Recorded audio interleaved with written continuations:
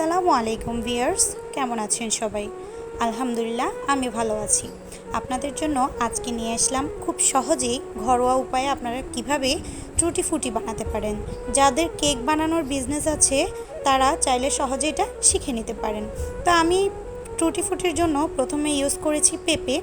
তো পেঁপেটাকে আমি আগে কিউব কিউব করে কেটে নিয়েছি, তারপর একটি গরম হাঁড়িতে দিয়ে এটাকে সিদ্ধ করে নিয়েছি, বেশি না, জাস্ট 3-4 মিনিটের মতো, মানে 50-70% এটা সিদ্ধ হবে। তারপর আমি এটাকে ছেঁকে নিয়েছি। তারপর সেটাকে আমি 1 কাপ চিনির সাথে 1 কাপ পানি দিয়েছি একটি হাঁড়িতে। পানি দিয়ে সেটাকে একটা শিরা তৈরি করে নিয়েছি। শিরা তৈরি করার পরে যখন একটু একটা দুইটা আঙ্গুলের মাঝে যখন একটা সুতার মতো তৈরি হবে তখন বুঝে যাবেন যে আপনার শিরাটা তৈরি হয়ে গেছে। তারপর সেটাকে আমি ঠান্ডা করে নিয়েছি। পেঁপেগুলোকে ঠান্ডা করে নেওয়ার পরে এখানে কালার মিক্স করব। আমি 3টা কালার ইউজ করেছি, লাল, হলুদ, সবুজ। 3টা কালার আমি মিক্স করার পর সেগুলোকে একটা টিস্যু পেপার বিছিয়ে আমি জাস্ট রঙটাকে চুষে নিচ্ছি, যাতে মানে একটার সাথে একটা যাতে লেগে না যায়।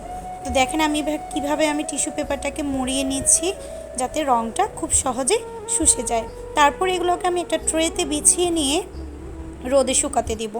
এটাকে এখন যেহেতু বৃষ্টির দিন, আপনারা রোদে শুকাতে যদি সুযোগ না পান, চুলার নিচে দিয়ে কমপক্ষে 3 ঘন্টার ভিতরেই আপনার এটা শুকিয়ে সুন্দর একটা পর্যায়ে চলে আসবে। আর রোদে যদি শুকাতে চান তাহলে অবশ্যই 2 থেকে 3 দিন কড়া রোদে শুকিয়ে নিতে হবে, যাতে এটাতে কোনো নরম ভাব না থাকে, কারণ নরম ভাব থাকলে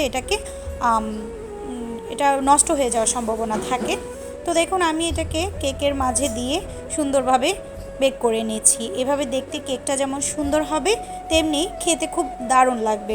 তো এই রকম ঘরোয়া উপায়ের রেসিপি যারা পেতে চান তারা অবশ্যই আমার পেজে ফলো দিয়ে আমার পাশে থাকবেন। সবাইকে ধন্যবাদ, ভালো থাকবেন, সুস্থ থাকবেন। আল্লাহ হাফেজ।